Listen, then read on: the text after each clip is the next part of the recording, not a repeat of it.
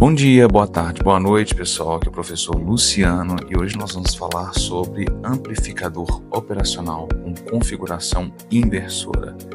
Então, como sempre, já peço a vocês, se inscrevam no canal, deixe o seu like, compartilha e ative as notificações.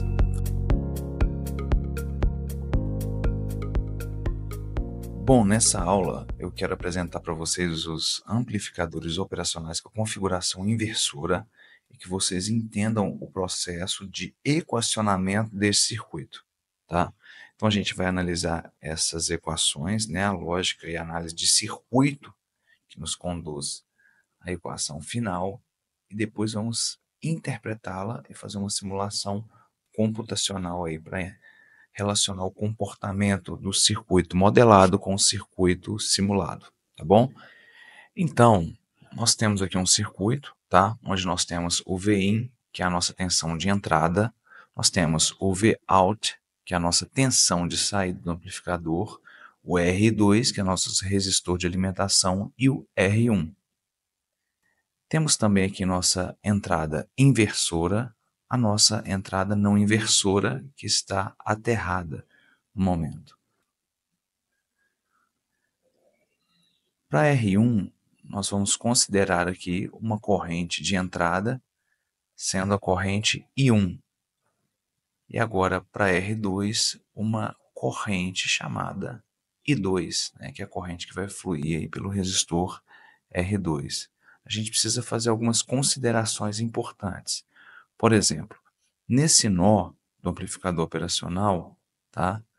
A gente vai ter a nossa corrente I1 subindo, de modo que I1 é igual a I2. Isso acontece, pessoal, porque aqui na conexão da entrada inversora com a não inversora, nós temos uma impedância, né, que tende a infinito, é um valor elevado da ordem de mega-ohms, tá? Essa é uma consideração da simplificação do circuito. Isso quer dizer que podemos interpretar que esta é uma ligação em que o circuito está aberto. Se está aberto, não terá corrente fluindo, ou seja, não tem uma corrente entrando ali pela entrada inversora, tá? Então, se a corrente ali é igual a zero, a minha corrente 1 ela vai subir ali e ser igual à minha corrente I2.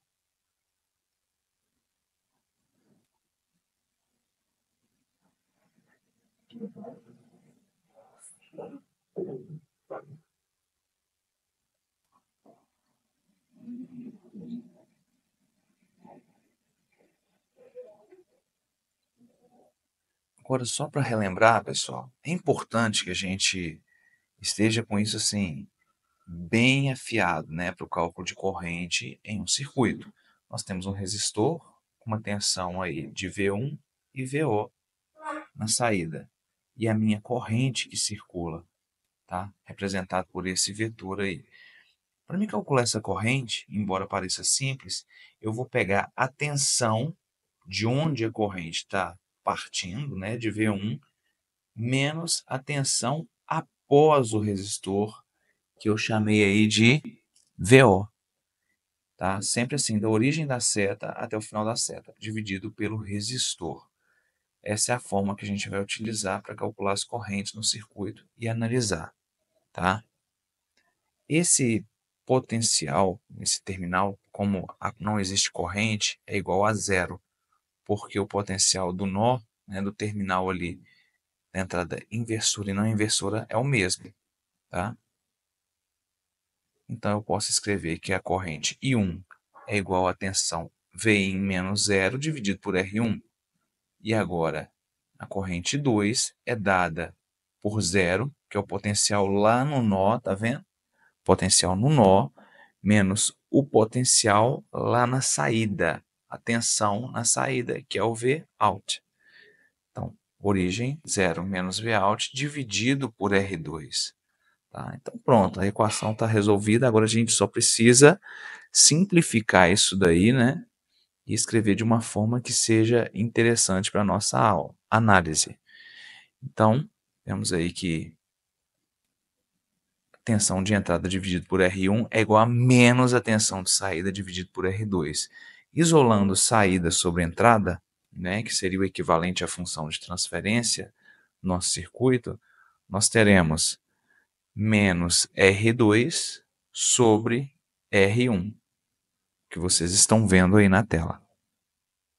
Essa é a equação para entrada para configuração inversora, tá? Olha só, esse termo R2 sobre R1 é um termo que está relacionado com o ganho do meu circuito. Então, se eu altero essa proporção do R2 com o resistor 1, eu vou ter um ganho diferente. E esse menos é um termo que indica o defasamento de 180 graus entre o sinal de entrada e o sinal de saída. Eu vou mostrar daqui a pouco para vocês em uma simulação, tá? Ou seja, se a entrada tem um sinal positivo, a saída terá um sinal negativo.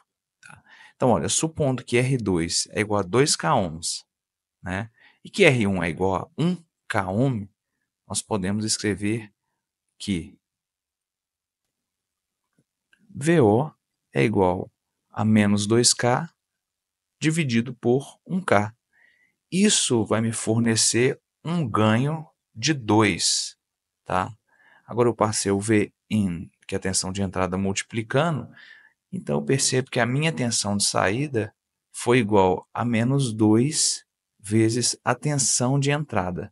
Tá? Então, se a tensão de entrada foi 1 volt, a tensão de saída vale menos 2, ou seja, 2 volts, o dobro, mais defasada de 180 graus, negativo. Isso vale para uma corrente contínua ou uma corrente alternada no meu circuito. Então, se eu considerar um valor de entrada, de tensão de entrada senoidal, com essa amplitude aí aproximadamente, tá? Isso aí é o meu Vin, tá? Vamos considerar aí um valor de 1, tá? Só como referencial aí de valor de entrada. Então, a minha saída, tá? Ela terá o dobro dessa amplitude, dessa senoide, porém defasada de 180 graus, olha. Ela terá esse formato. É muito importante que a gente, ao considerar um circuito, a gente tenha uma previsão do tipo de sinal que ele irá apresentar, tá? Aí o valor de tensão de pico de 2. Então, se a gente comparar o ponto de início do sinal de entrada com o ponto de início, né, onde começa o primeiro semiciclo aí do sinal de saída, a gente observa que tem um defasamento de 180 graus, né, que é igual a menos 1. Se a gente pensar no círculo trigonométrico, 180 graus, o cosseno é igual a menos 1. É exatamente por causa disso. A trigonometria conectando em tudo aí, né, até na parte de circuito.